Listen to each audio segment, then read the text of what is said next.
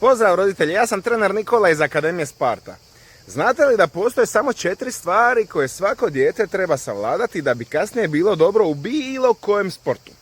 Prva stvar je savladavanje prostora.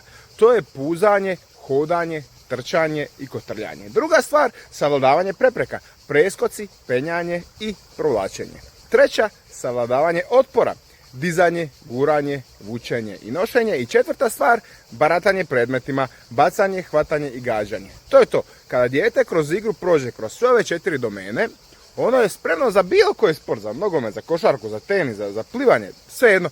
Problem je što danas djeca sve ranije sjede pred ekranom, umjesto da penju, bacaju i vuku. I onda se čudimo zašto imaju tako lošu koordinaciju. Mi u Sparti baš radi toga radimo univerzalnu sportsku školu. Svaki tjedan drugi sport. I kroz igru sve ove 4 domene. Ako želite više informacija, pišite mi u inbox.